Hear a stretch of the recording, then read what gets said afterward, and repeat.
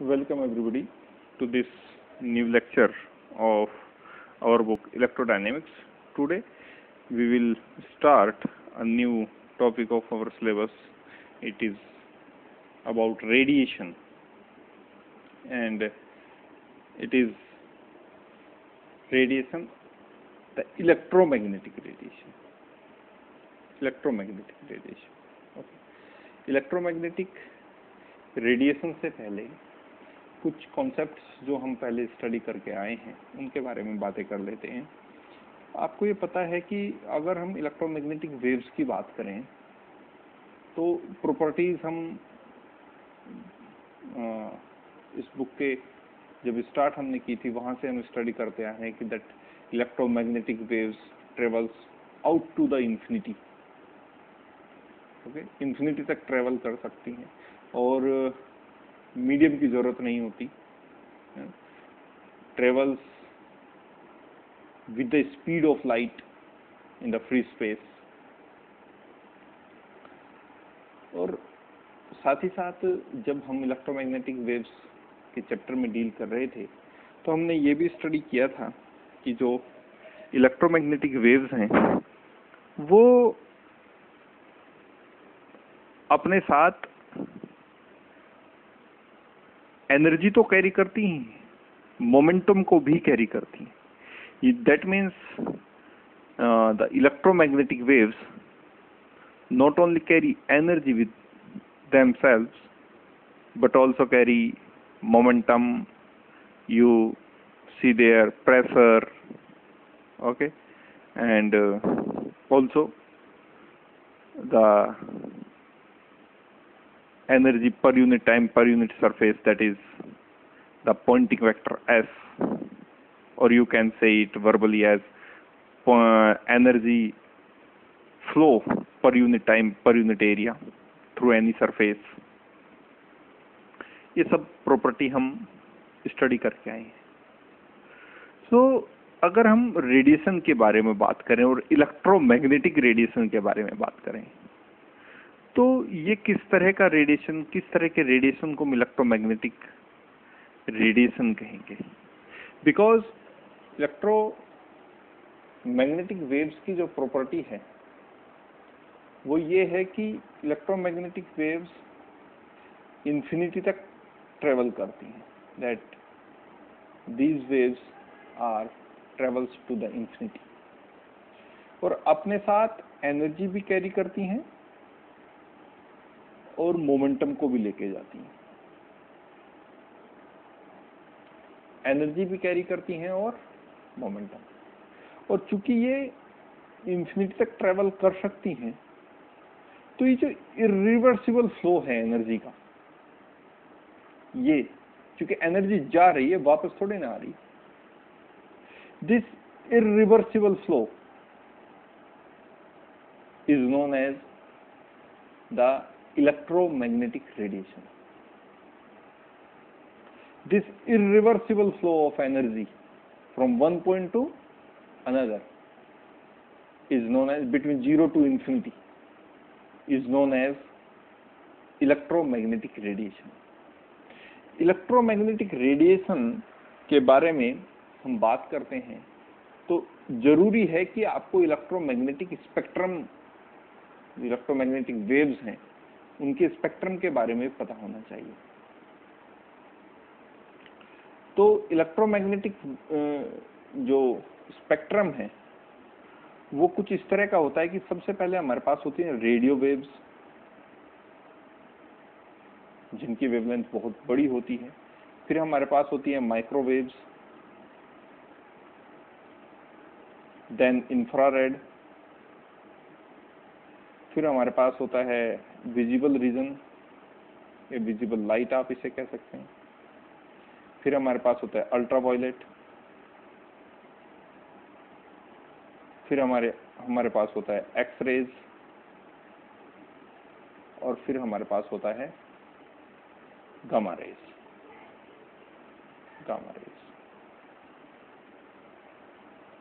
So this is the spectrum of electromagnetic waves. Okay, तो इस तरह की जो भी वेव, चाहे वो रेडियो वेव हो, माइक्रोवेव हो, इंफ्रारेड हो, विजिबल लाइट हो, अल्ट्रावायलेट हो, एक्सरेज हो और गामा रेज हो, जब एक जगह से दूसरी जगह जाती हैं तो अपने साथ एनर्जी को कैरी करती हैं।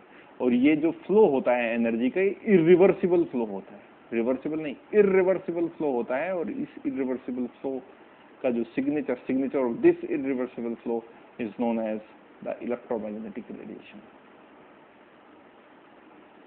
ओके, अगर यूजेस की हम बात कर लें तो आपको पता है कि एक्स रेज और गामा रेज, और विशेषकर जो एक्स रेज हैं ये शॉर्ट वेवलेंथ रेंज होती हैं, शॉर्ट वेवलेंथ वेव्स हैं। तो शॉर्ट वेवलेंथ वेव्स होने की वजह से इनका यूज हम जो लार्ज बॉडी पार्ट्स हैं उनमें हम फ्रिक्वेंटली उनकी डायमेंशंस को देखने के लिए मेडिकल फील्ड में यूज करते हैं। गामा रेज का यूज रेडियो न्यूक्लियाई को की इमेजिंग में किया जाता है। तो इस तरह के यूजेज भी हम इनके देख सकते हैं।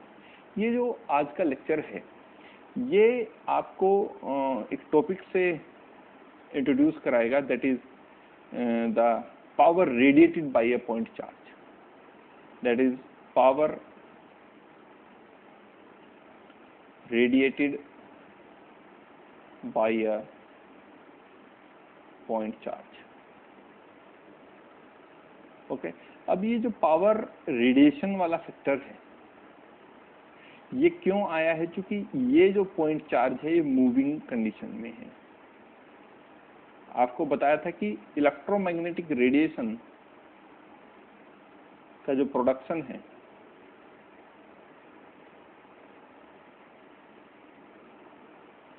इलेक्ट्रोमैग्नेटिक रेडिएशन का जो या तो एक्सीलरेटेड चार्ज हो, एक्सीलरेटेड चार्ज हो, या फिर ऑसिलेटिंग चार्ज हो।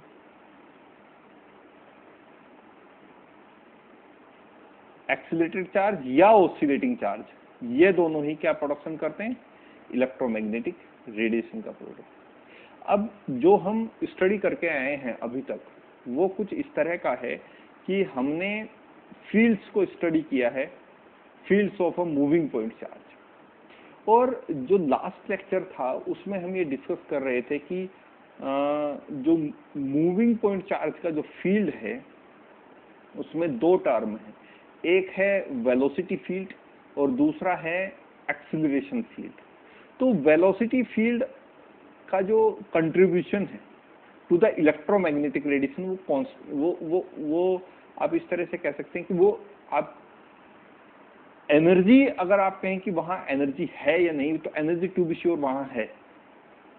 लेकिन अगर कहें कि क्या वो इलेक्ट्रोमैग्नेटिक रेडिएशन है तो आप कहेंगे नहीं, क्योंकि जो एक्सीलरेशन चार्ज होगा, जहां एक्सीलरेशन वाला फैक्टर होगा, इलेक्ट्रोमैग्नेटिक रेडिएशन का इंट्रोडक्शन केवल वही होगा। जहां ऑसिलेटिंग चार्ज होगा, इलेक्ट्रोमैग्नेटिक रेडिएशन का इंट्रोडक्शन केवल वही होगा। अगर ये दोनों फैक्टर कहीं नहीं है तो आप ये नहीं कह सकते कि वहां हर एनर्जी होगी, एनर्जी टू बी श्योर हो सकती है, क्योंकि वेलोसिटी अगर कोई भी चार्ज किसी कांस्टेंट वेलोसिटी से ट्रेवल कर रहा है तो एनर्जी तो उसके पास भी है, पर वो आप कहें कि वो एनर्जी इलेक्ट्रोमैग्नेटिक रेडिएशन है, ऐसा नहीं।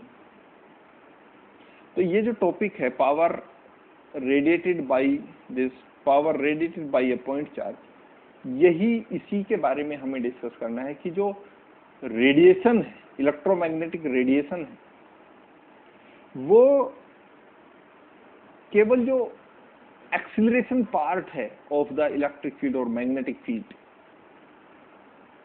वही एक्सीलरेशन वाला पार्ट ही, एक्सीलरेशन वाला टर्म ही हमें इलेक्ट्रोमैग्नेटिक रेडिएशन का इंट्रोडक्शन कराता है। या फिर हम कह सकते हैं कि इलेक्ट्रोमैग्नेटिक रेडिएशन को जब हम डिड्यूस करेंगे या पावर को हम डिड्यूस करेंगे, power radiated by a point charge, तो जो पावर का फैक्टर आएगा उसमें जो कंट्रीब्यूशन रहेगा वो केवल एक्सीलरेशन वाले पार्ट करेगा, वेलोसिटी वाला पार्ट वहां कोई रोल प्ले नहीं करता। ये बातें आपको जब हम आगे लेक्चर को डिस्कस करेंगे, ये बातें आपको समझ में आ जाएगी कि हाँ ये ऐसा होता क्यों है। क्योंकि जो वेलोसिटी वाला पार्ट है इलेक्ट्रिक फील्ड का, वो जिसको हम वेलोसिटी फील्ड भी कह रहे हैं, वो एक कांस्टेंट वैल्यू को प्रोवाइड कराता है, कांस्टेंट एनर्जी आप उसे कह सकते हैं। ये अभी हम प्रूफ करेंगे। और एक्सीलरेशन वाला पार्ट ही मुझे पावर रेडिएशन का फैक्टर बताएगा। और उसका रीजन ये है क्योंकि एक्सीलरेटेड चार्ज हो या ऑसिलेटिंग चार्ज हो, यही दो रीजन है for the production of electromagnetic radiation. इसी को इंट्रोड्यूस करा देते हैं। सबसे पहले जो हम स्टडी करके आए हैं वो देख लेते हैं एक बार। ये वो जो टर्म है जो हम स्टडी करके आए हैं, this c² - u² into u, this is the generalized Coulomb field, और you can say it as velocity field। और ये जो दूसरे वाला फैक्टर यहाँ है, ये इसी को हम कह रहे हैं acceleration field. The vector r cross vector u cross vector a, this is actually the acceleration field and is responsible for the production of electromagnetic radiation। क्योंकि यही वो एक्सीलरेशन वाला पार्ट है और इसी एक्सीलरेशन के कारण वहां इलेक्ट्रोमैग्नेटिक रेडिएशन का प्रोडक्शन होता है। तो so this part of electric field is responsible for the production of electromagnetic radiation. this part of electric field is responsible for the production of electromagnetic radiation। okay, ये आपको बताया भी गया था। So let's start this lecture।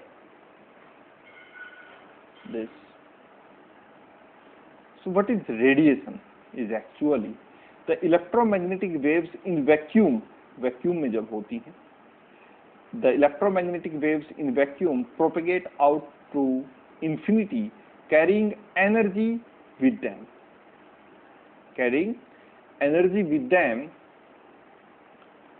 The signature of radiation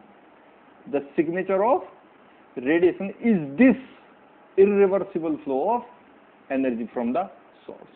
तो जो source है electromagnetic radiation का, जो सोर्स है इलेक्ट्रोमैग्नेटिक वेव्स का, वहां से जहां तक भी वो ट्रेवल करती हैं, और आपको पता है कि इलेक्ट्रोमैग्नेटिक वेव्स इन्फिनिटी तक ट्रेवल कर सकती हैं। तो इन्फिनिटी, सोर्स टू इन्फिनिटी, ये जो फ्लो हो रहा है एनर्जी का, चूंकि अपने साथ एनर्जी और मोमेंटम दोनों कैरी करते हैं, लेकिन यहाँ हमें केवल एनर्जी से मतलब है, तो केवल हम एनर्जी की बात करेंगे।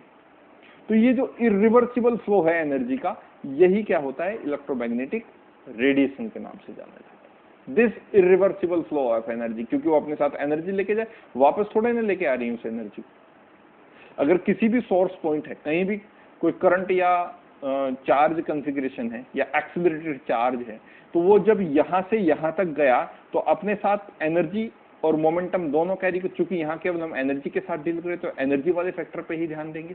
तो कोई भी एक्सीलरेटेड चार्ज है जो यहाँ से यहाँ इस टाइम पीरियड में गया है, तो यहाँ से यहाँ जाने में जो एनर्जी अपने साथ कैरी करके ले गया है, ये इरिवर्सिबल एनर्जी फ्लो है। वापस थोड़े ना लेके आ रहे हैं यहाँ वापस उस एनर्जी, रिवर्सिबल नहीं है। And this irreversible flow of energy is known as electromagnetic radiation. Okay, spectrum के ऊपर बात कर लेते हैं।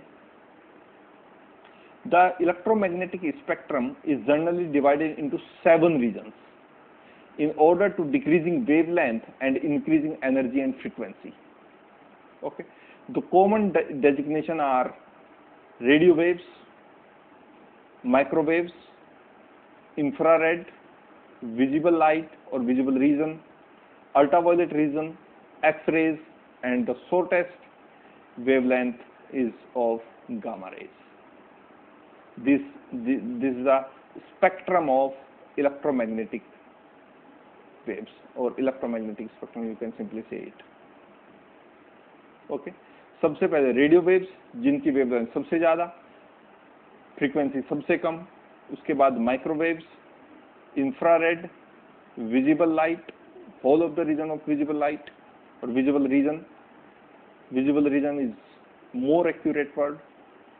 Ultraviolet region, X-rays and gamma rays. These are all 7 categories of electromagnetic spectrum.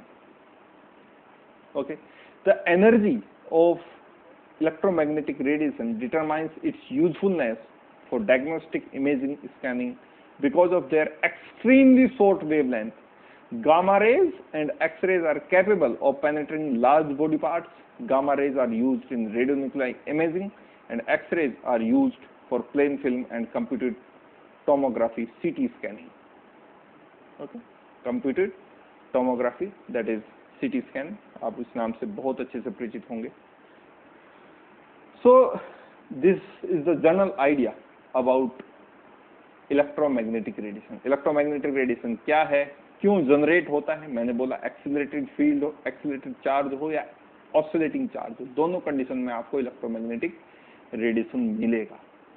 So this is the general idea about electromagnetic radiation, or you can simply say it radiation. Okay, power radiated by a point charge. This is the topic in your syllabus. Power radiated by a point charge, and point charge, accelerated point charge. If this topic is more precisely right as power radiated by accelerating point charge. Okay, so power radiated by a point charge. The fields of a point charge Q in arbitrary motion is given by this equation number 1. You are very familiar to this equation. We are with 6 videos to get this type of equation.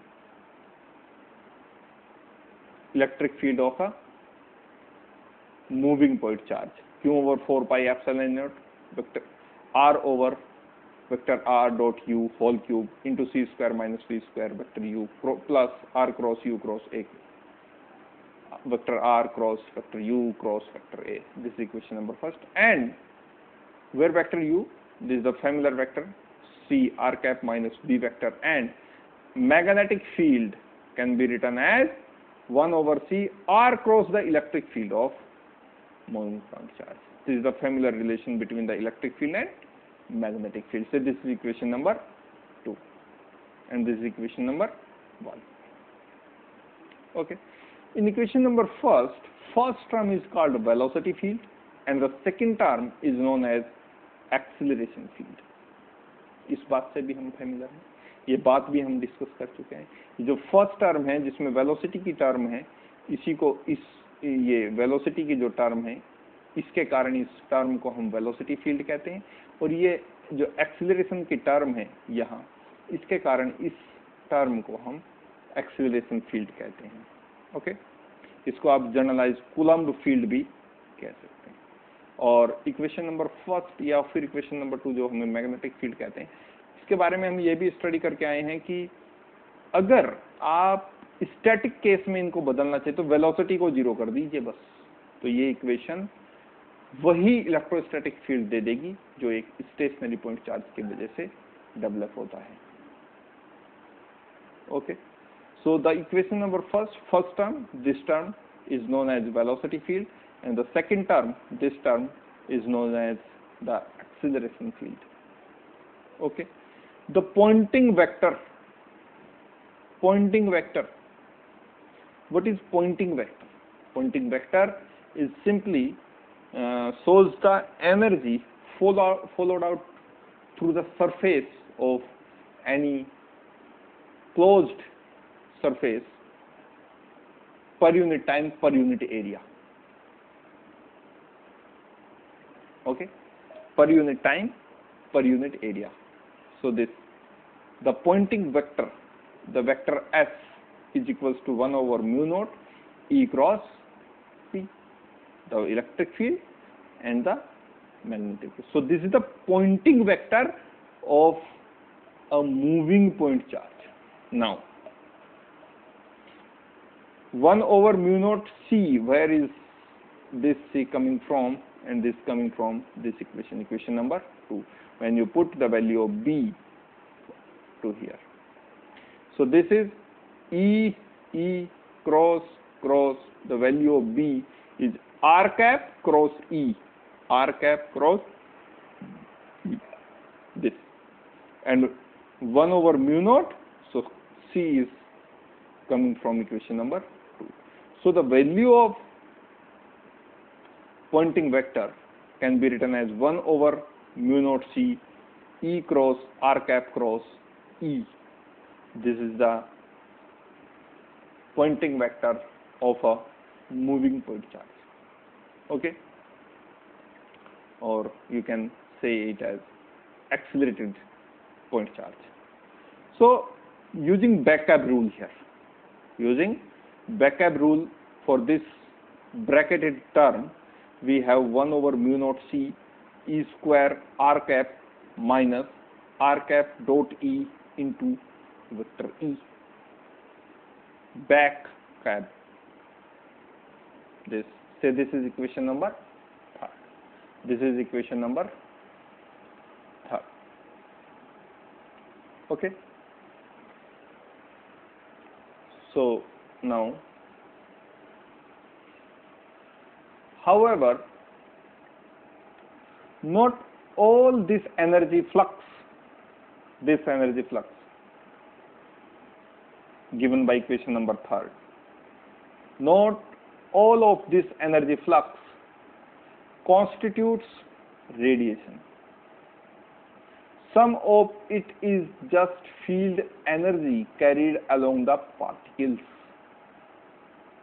It is as it is moves.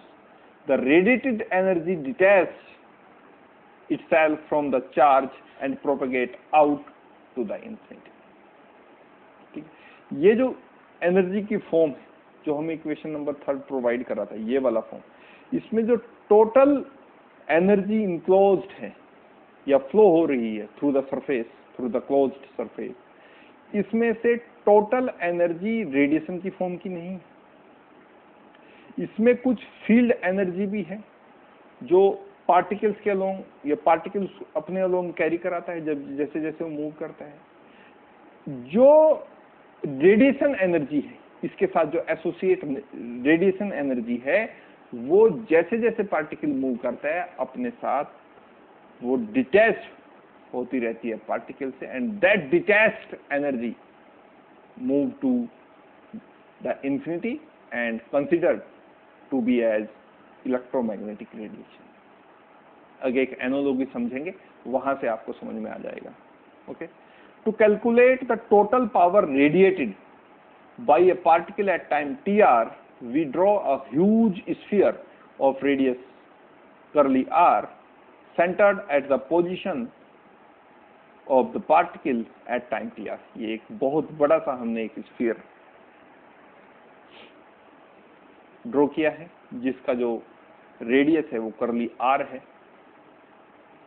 और इस direction में इस path के along कोई accelerated charge move कर रहा है जिसका पोजीशन वेक्टर किसी टाइम टी आर पे वेक्टर W से रिप्रेजेंट किया गया है, और ये वो एक्सिलरेटेड पॉइंट चार्ज है और ये एक बहुत बड़ा सा स्फीयर है.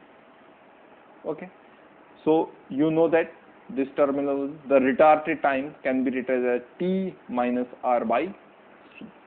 This T minus R by C. Now the area of the sphere is proportional to r square, 4 pi r square simply.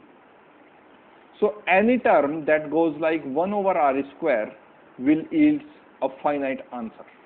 कैसे?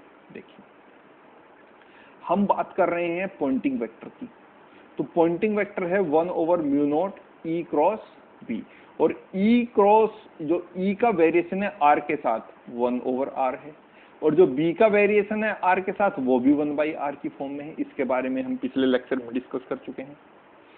तो जो S का वेरिएशन, जो पॉइंटिंग वेक्टर का वेरिएशन होगा r के साथ, वो किस तरह होगा 1 over r स्क्वायर, और जो पावर रेडिएटेड है उसको हम इस तरह से डिनोट करते हैं. The power radiated is the closed integration of S dot D, the pointing vector and the infinitesimal surface area. Okay, so आपको ये पता है कि जो पॉइंटिंग वेक्टर है वो किस तरह से वेरी करता है आर के साथ, 1/r के फॉर्म में वेरी करता है, 1/r² हो गया। और जो एरिया है, इन्फिनिटी पर एरिया है, जब उसका इंटीग्रेशन होगा तो वो देगा मुझे 4πr²। r² से r² अगर आप कैंसिल करें तो ये देगा मुझे 4π, जो एक कांस्टेंट क्वांटिटी है, जो एक कांस्टेंट क्वांटिटी है। तो ये वाली लाइन यहाँ प्रूफ हो जाती है कि the area of the surface is proportional to r²। So any term which goes like 1/r² will yield a finite answer। and look at here, this, look at here, velocity field is goes like 1/r², and the acceleration field is goes like 1/r. into our previous lecture we were discussing about this।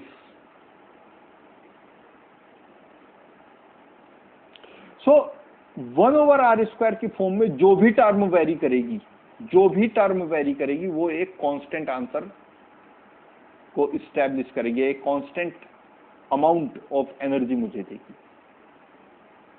तो जो velocity field है वो मुझे एक constant answer के साथ छोड़ देता है, जबकि जो एक्सीलरेशन फील्ड है उसका वेरिएशन इस तरह का नहीं है।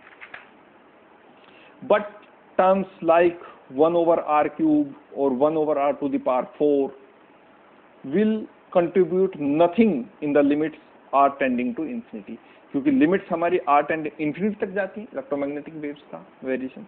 तो ये जो हायर टर्म्स हैं जिनमें हायर पावर ऑफ r है, कर्ली r है, ये टर्म्स सारी क्या हो जाएंगी, जीरो हो जाएंगी, because in the limit of r tending to infinity. Huge sphere r tending to infinity, that means the power radiated for the terms which goes like 1/r² is gives the answer of a constant power radiated by the point charge, and this is not in accordance to the information of electromagnetic radiation, because there is no constant power radiation, there is no constant power radiation by a point charge or accelerated point charge। तो यहाँ हो क्या रहा है, या वो terms कौन सी होंगी, देखिए। For this region only acceleration fields, केवल जो एक्सीलरेशन फील्ड्स हैं रिप्रेजेंट ट्रू रेडिएशन, वही केवल रेडिएशन को रिप्रेजेंट कर रहे हैं, और वेलोसिटी फील्ड ऐसा नहीं कर पाता, क्योंकि वो तो एक कांस्टेंट पावर को रेडिएटेड करने की बात कह रहा है, जबकि ये तो इम्पॉसिबल है for the flow of electromagnetic radiation. So जो ई रेड के जो इलेक्ट्रिक फील्ड का जो अब पार्ट है जो रेडिएशन के लिए रेस्पॉन्सिबल, जो किसके लिए है, रेडिएशन के लिए रेस्पॉन्सिबल, उसको हम लिख रहे हैं ई radiation is equals to q/4πε r/r vector r dot u to the power whole cube into vector r cross vector u cross vector, and this is the acceleration field। we eliminate here the velocity field term, so this is equation number 4। the velocity field carry energy, to be sure उसके पास energy है, ऐसा हम बिल्कुल इसका विरोध नहीं कर रहे, लेकिन and as the charge moves this energy is dragged along, but it's not a radiation। कैसे? एनालॉजी एक ग्रिफिथ की बुक में आपको दी गई है, उस एनालॉजी को आप वहां जाकर स्टडी भी कर सकते हैं। एनालॉजी ये है, ग्रिफिथ ये कहते हैं कि ये मेरे पास एक कचरे का ट्रक है, एक ट्रक है जिसमें कचरा भरा हुआ है। अब अगर यहाँ कचरा भरा हुआ है तो यहाँ बहुत सारी फ्लीज यानी मक्खियां भी होंगी, ये बहुत सारी, ये जो डॉटेड हैं, ये जो डार्क डॉट हैं, ये सब मक्खियां हैं, बहुत सारी फ्लीज हैं यहाँ। ओके, अब इस बात को रेडिएशन से की एनालॉजी, चूंकि एनालॉजी समझाई गई है कि इसी बात को हम रेडिएशन से कैसे एनालॉग कर सकते हैं, उस बात को आपको समझना है। ग्रिफिथ ये कहते हैं कि अगर ये कचरे का ट्रक है तो यहाँ बहुत सारा कचरा अगर इसमें भरा हुआ है तो बहुत सारी मक्खियां भी उस कचरे पे बैठी हुई होंगी, ठीक है। तो इस ट्रक को आप मूविंग पॉइंट चार्ज की तरह कंसीडर कर सकते हैं, या फिर इस ट्रक के बजाय इस कचरे, ये जो कचरा यहाँ भरा हुआ है, इस कचरे को इस ट्रक में, क्योंकि मूव तो कचरा भी करेगा ट्रक भी करेगा, तो चाहे आप ट्रक को कंसीडर कीजिए एक मूविंग पॉइंट चार्ज या इस कचरे, कुछ कचरा खुद तो ट्रेवल नहीं कर सकता, तो बेहतर है कि इस ट्रक को ही आप एक मूविंग पॉइंट चार्ज कंसीडर करें या एक्सीलरेटिंग पॉइंट चार्ज कंसीडर करें। अब होता क्या है, जो वेलोसिटी फील्ड है, जो इलेक्ट्रिक फील्ड में जो वेलोसिटी फील्ड है, वो कचरा है या वो उस कचरे पर बैठी वो मक्खियां हैं। मैं बता रहा हूं आपको, मेरे पास अभी कंट्रीब्यूशन जो है टोटल फील्ड का, जो टोटल इलेक्ट्रिक फील्ड है, उसमें हम इस बात पर बहस कर रहे हैं, इस बात पर कंसंट्रेट कर रहे हैं कि जो मेरे पास एक्सीलरेशन फील्ड है, केवल वही रेस्पॉन्सिबल है इलेक्ट्रोमैग्नेटिक रेडिएशन के लिए, क्योंकि उसका मैथमेटिकल वेरिएशन हमने देखा, उसका हमने फिजिकल प्रूफ, हमने मैथमेटिकल प्रूफ भी किया कि जो भी टर्म्स 1/r² के टर्म में वेरी करेंगे वो एक फाइनाइट आंसर यील्ड करते हैं, जो कि इलेक्ट्रोमैग्नेटिक रेडिएशन के साथ नहीं हो सकता। इसलिए तो इस एग्जांपल से हम उस बात को समझने की कोशिश कर रहे हैं कि ये टर्क है जो एक्सीलरेटर है किसी भी डायरेक्शन में, किसी भी आर्बिट्रेरी डायरेक्शन में, और यहाँ बहुत सारा कचरा भरा हुआ है और कचरे पर बहुत सारी मक्खियां बैठी हुई है। अब जैसे ही ये टर्क फॉरवर्ड डायरेक्शन में मूव करता है तो जाहिर सी बात है कि कुछ मक्खियां जो अपर साइड पे होंगी बैठी हुई, वो लगातार इस कचरे से छिटकती हुई जा रही होंगी। मीन्स जैसे ही एक्सीलरेट होगा ये ट्रक फॉरवर्ड डायरेक्शन में, तो कुछ मक्खियां जो उड़ रही होंगी वो इस ट्रक से लगातार डिटैच, तो ये जो एरोज बनाए गए हैं ये उन मक्खियों को दिखा रहे हैं जो इस ट्रक से डिटैच हो रही हैं, लगातार अलग हो रही हैं। तो जो मक्खियां इस ट्रक के साथ ट्रेवल कर रही हैं वो एनर्जी है जो पार्टिकल के साथ चलती रहती है, ड्रैगड अलोंग द पार्टिकल। लेकिन ये रेडिएशन नहीं, एनर्जी है, मक्खियां तो हैं, मक्खियां ये भी हैं और ये भी हैं, दोनों मक्खियां हैं। मक्खियां तो ये भी हैं जो ट्रक के अंदर बैठी हुई हैं, और मक्खियां ये भी हैं जो ट्रक के ऊपर भिनभिना रही हैं। तो ये जो भिनभिनाती हुई मक्खियां हैं, जैसे ही ये ट्रक एक्सीलरेटेड होगा तो ये क्या हो जाएंगी, इस ट्रक से डिटैच हो जाएंगे, अलग हो जाएंगी। और जैसे जैसे ये अपर सरफेस पर बैठी हुई मक्खियां, जैसे जैसे ट्रक फॉरवर्ड डायरेक्शन में एक्सीलरेट होगा तो ये जो मक्खियां हैं जो अपर सरफेस पर बैठी हुई हैं, जैसे ही ये उड़ने की कोशिश करेंगी, ये लगातार इस ट्रक से क्या होती रहेंगी, डिटैच होती रहेंगी। तो डिटैचिंग के कारण लगातार, और कुछ मक्खियां ऐसी हैं जो ट्रक के अंदर बैठी हुई हैं, तो ये वो एनर्जी है जो पार्टिकल के अलोंग बैठी हुई है, पार्टिकल के साथ जकड़ के बैठी हुई है। लेकिन इसको आप रेडिएशन नहीं कह सकते। रेडिएशन कौन सी मक्खियां हैं, वो मक्खियां जो लगातार ट्रक से अलग हो रही हैं और कहां तक ट्रेवल कर रही हैं, इन्फिनिटी तक ट्रेवल कर रही हैं। ये वो इलेक्ट्रोमैग्नेटिक रेडिएशन है जो लगातार इस ट्रक से अलग हो रही है, वो मक्खियां हैं। ये मक्खियां वो रिप्रेजेंट कर रही है, उस रेडिएशन को रिप्रेजेंट कर रही है जो लगातार इस ट्रक से डिटैच हो रहा है, अलग हो रहा है। और जो कुछ मक्खियां जो इस ट्रक के साथ ट्रेवल कर रही हैं फॉरवर्ड डायरेक्शन में, अलग नहीं हो पा रही हैं। वो एनर्जी तो है, मक्खियां तो हैं, लेकिन वो रेडिएशन नहीं है। रेडिएशन केवल इन मक्खियों के कारण होगा जो लगातार ट्रक से क्या हो रही हैं, डिटैच हो रही हैं। Let's see this however not all of this energy flux constitutes radiation।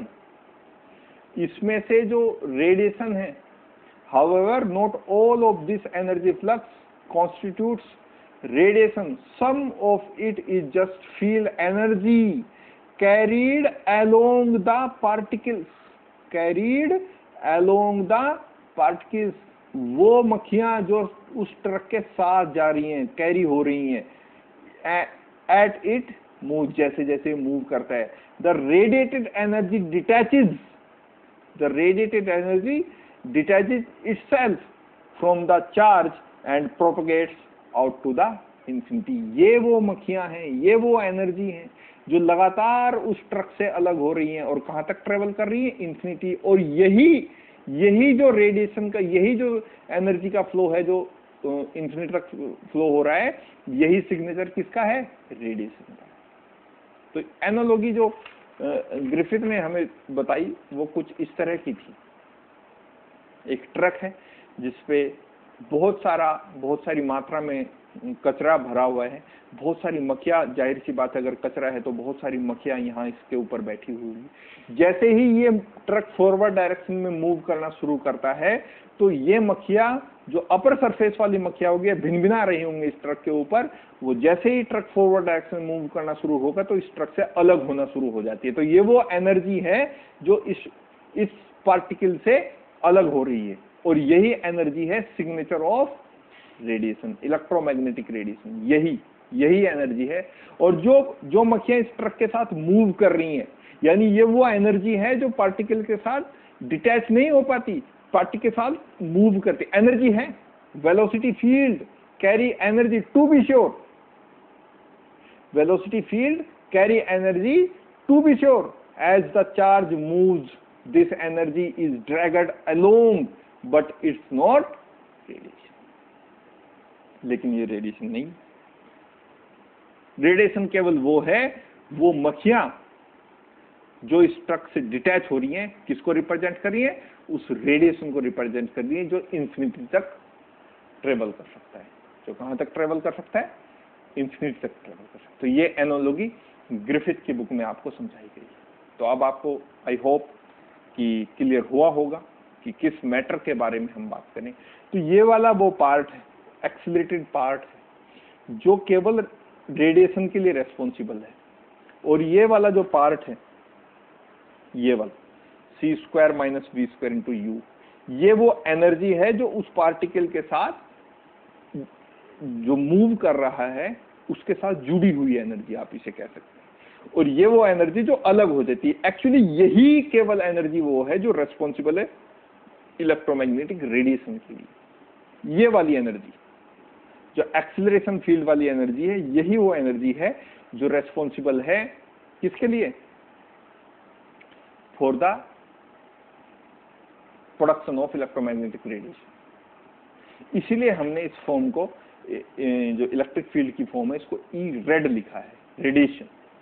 The electric field of radiation is given by q over 4 pi epsilon r over vector r dot u whole cube. This term is same, but r vector r cross vector u cross vector a. So this is equation number 4. Okay, let's move ahead.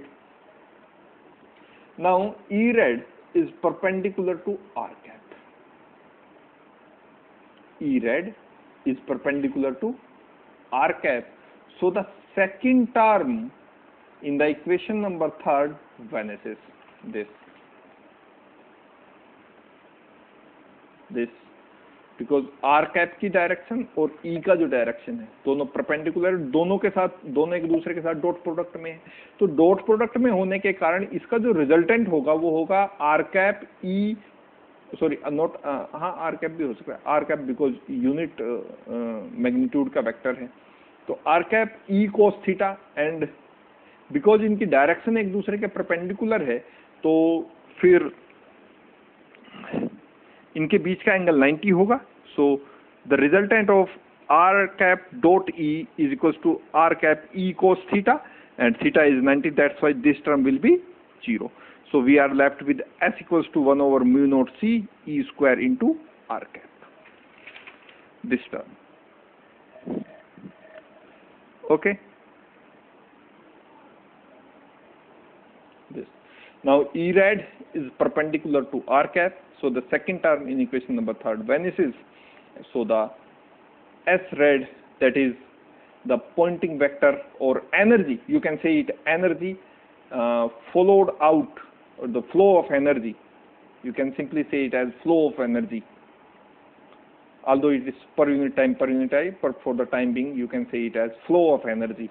So flow of energy that is given by this pointing vector, this is equals to 1 over mu naught c e square rad into r cap, and you have the value of e rad, this is given by this factor. Okay. If the charge is instantaneously at rest, अगर किसी instantaneously वो rest पे है at time tr, then u equals to c r cap this term, because velocity क्या हो जाएगी 0, और instantaneously क्या है rest पे, तो velocity उसकी क्या होगी 0. तो वेक्टर u का जो ये फॉर्म था, ये वाला vector u equals to C R cap minus V, तो वेलोसिटी उसकी क्या होगी इंस्टेंटेनियसली हमने किस पे माना हुआ है, उस पे रेस्ट पे. तो ये जो वेक्टर, ये जो वेलोसिटी वेक्टर है ये 0 हो जाएगा, और जो वेक्टर u का वैल्यू है वो हो जाएगी C R cap.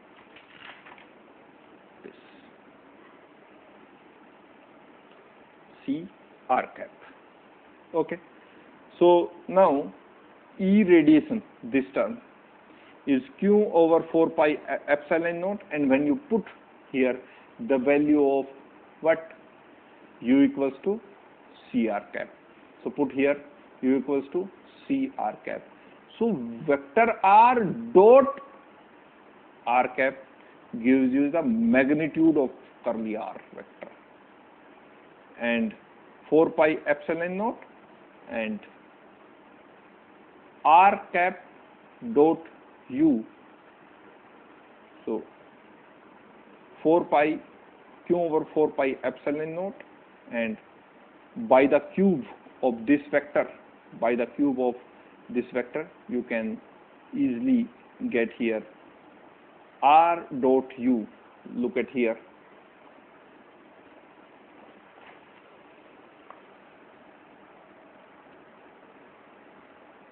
Let's see it.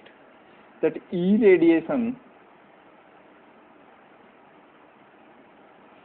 this is the part of electric field which is responsible for the electromagnetic radiation, is given by q by 4 pi epsilon naught curly r over vector r dot u whole cube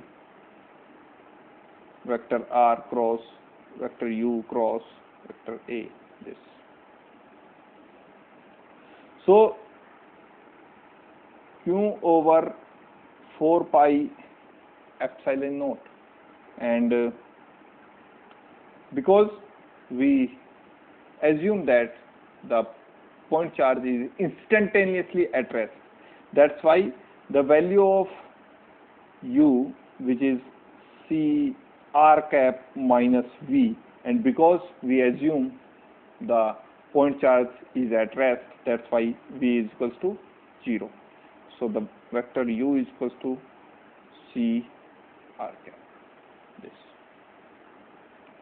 So q over 4 pi epsilon naught r over r vector r dot, and the value of u is c r cap to the power whole cube, and rest r cross, and the value of u here is also c r cap cross a vector. This. And this is equals to q over 4 pi epsilon naught vector curly r over, and look at here, vector r dot r cap, vector r dot r cap gives you the magnitude of r, So this is actually RC whole cube now, RC whole cube, because the dot product of vector r dot r cap gives you the magnitude of vector r, and r cap cross c is a constant, so coming out of the bracket, so here is r cap cross a, this quantity. Okay, and this will be equals to q over 4 pi epsilon naught RC over RC whole cube into vector r cap cross vector a. This RC, 1 power of RC is cancelled with 1 power of RC. So we are left with q over 4 pi epsilon naught 1 over RC square and r cap cross, sorry, r vector cross r cap cross A, this is the square term.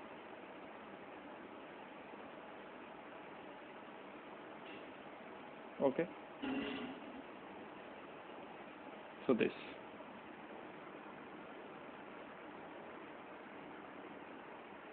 So E radiation is equals to Q over 4 pi epsilon naught C square into R cap cross A, and also the value of vector R is, the value of vector R can be written as R into R cap, this term. So also this R is coming and 1 power of R is cancelled here. So Q over 4 pi epsilon naught C square R into R cap cross A, this value. Okay. Now using back-cab rule.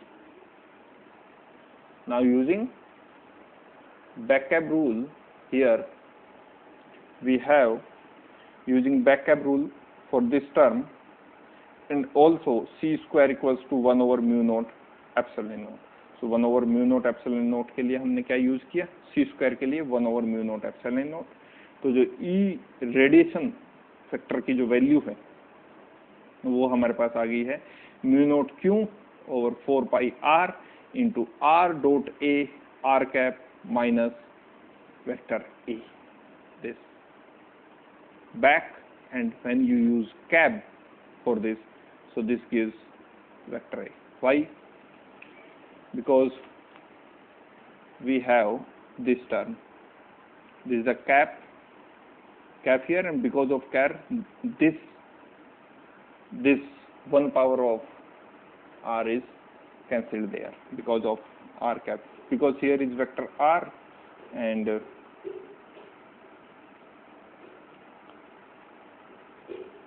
vector R, here is vector R, and vector R is can be replaced by vector R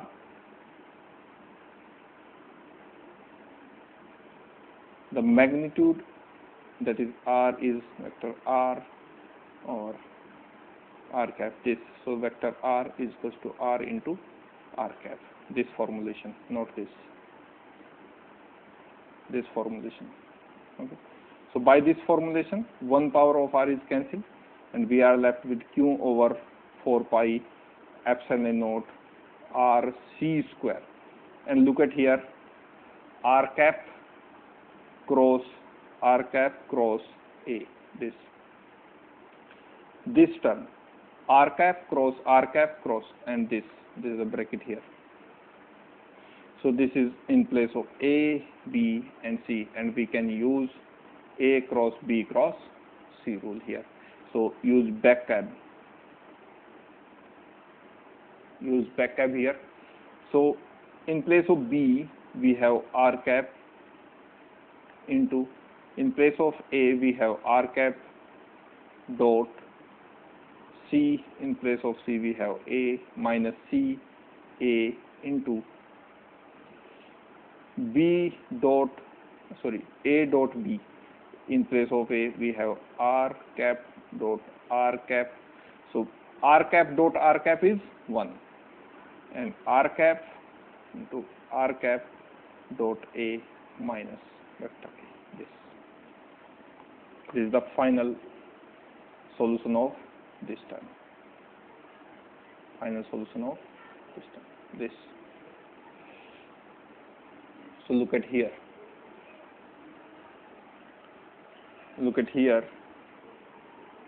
This, the radiation, electromagnetic radiation factor, the electric field term of electromagnetic radiation is mu naught Q over 4 pi R into R cap dot A into R cap minus vector A, using back cap rule, and second is using C square equals to 1 over mu naught epsilon naught.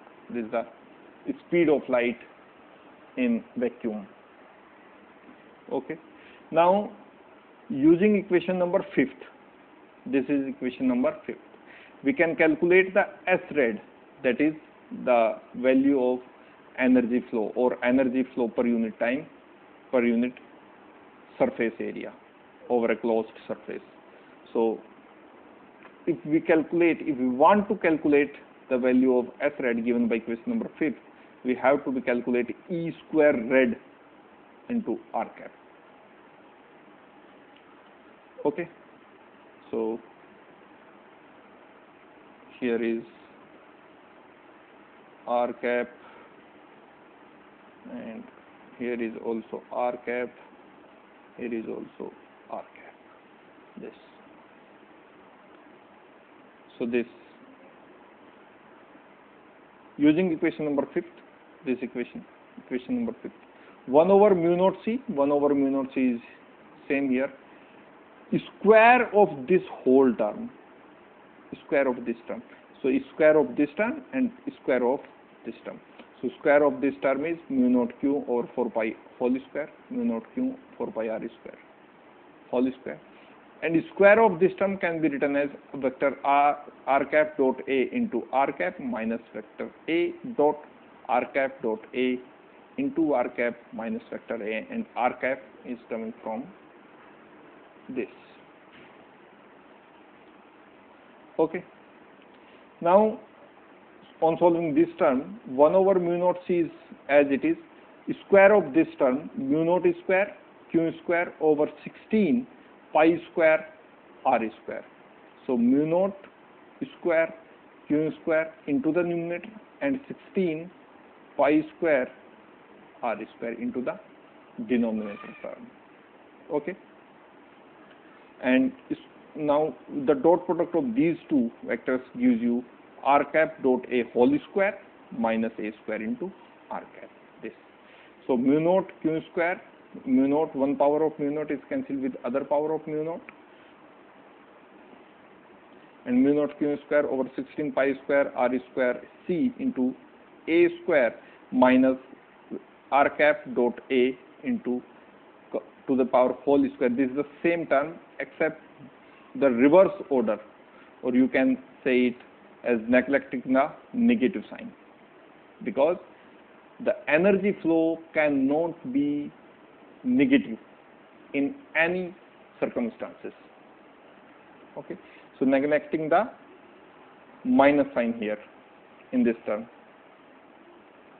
So the value of energy flow per unit time per unit surface area can be written as mu naught Q square over 16 pi square R square C A square minus A square cos square theta phi, because here is R cap dot A, R cap dot A, so can be written as A cos theta into R cap, and the value of magnitude of R cap is always 1, so this term can be written as A cos theta whole square, and the whole square of A cos theta can be written as A square cos square theta into R cap. Okay, and A square is common from here, so A square, and 1 minus cos square theta is A square sin square theta. Okay, and this can be rewrite as mu naught Q square A square is coming from here, 16 pi square C, 16 pi square C, and this R square is into the denominator of sin square theta term R cap. This is equation number 6. Okay, where theta is the angle between R cap and A. This, look at this term, look at this figure. This is the direction of acceleration vector, and this is the direction of vector R, and also this is the direction of R cap, and this is the angle theta between the direction of R cap and vector A. No power is radiated in the forward or backward direction. जब भी कोई point charge move करेगा तो ना तो forward direction में कोई power radiate होती, ना बैकवर्ड डायरेक्शन में कोई पावर रेडिएट होती, बल्कि rather it is a donut about the direction of instantaneous acceleration. तो इस शेप में, डोनट शेप में, इस शेप में, डोनट शेप में पावर का रेडिएशन होता है। और ये जो इंट्रोडक्शन है डोनट शेप का, ये हमें एक दूसरे टॉपिक तक लेके जाएगा, जो किर्निकोव रेडिएशन और ब्रेमस्टोर रेडिएशन। ब्रेमस्टोर भी आप कह सकते हैं, या किर्निकोव, आगे जो हमारे सिलेबस के टॉपिक हैं जो अभी इस यूनिट में बचे हैं। तो वहां तक ये जो इंट्रोडक्शन है कि किस तरह की शेप में होगा पावर का रेडिएशन, तो वो ना तो फॉरवर्ड डायरेक्शन में कि भाई पावर का फॉरवर्ड डायरेक्शन में फ्लो हो रहा है, ना हम कह सकते हैं कि रेडिएशन जो है बैकवर्ड डायरेक्शन में फ्लो हो रहा है। वो किस में होगा? डोनट शेप में होगा, इस तरह की शेप में होगा, डोनट शेप में। और यही इंट्रोडक्शन कराएगा हमें किससे? किर्निकोव रेडिएशन और ब्रेमस्टोर रेडिएशन से। यही टॉपिक हमें वहां लेके जाएगा। Okay, in our coming the topic of our coming syllabus. Now, where theta is the angle between r cap, the direction of vector r, and a, no power is radiated into the forward direction and into the backward direction, but it is in a donut, into donut shape around about the direction of instantaneous acceleration. जो भी instantaneous acceleration की direction हो, उसकी जो donut shape बनेगी, उसमें उस power का रेडिएशन, उस शेप में उस पावर का रेडिएशन होगा। Hence, the total power radiated is P is equals to closed surface integration of S rad dot dA, and the value of vector S rad is given by question number 6. Okay, so S rad is, the value of S rad is mu naught q square a square over 4 pi over 16 pi square c. So mu naught q square a square over 16 pi square c into integration of this term sin square theta over r square, sin square theta over r square into dA, the value of dA, and into the in terms of spherical coordinate system, the inflatable surface area can be written as r square sin theta d theta and d phi. This. Now r square is cancelled with r square. R square is cancelled with r square. So mu naught q square a square over 16 pi square c is as it is, and we are left with sin square theta, and 1 power is coming from here. So it is sin cube theta d theta d phi. And when you integrate this term over the integration limit, that phi has limit 0 to 2 pi, phi has limit 0 to 2 pi, and theta has limit 0 to 2 pi, because we use here the spherical polar coordinate system. So the integration, this integrand gives me 8 pi by 3, and when you solve this, that 16 is cancelled by 8 by 2 times, and pi is cancelled with 1 power of pi, and we are left with power radiated by a point charge is equals to mu naught q square a square over 2 pi, 2 into 3 is 6 pi c, pi into c. This is equation number 7, and this is the Larmor formula. This formula is known as Larmor formula and gives the exact power of radiation by a moving point charge.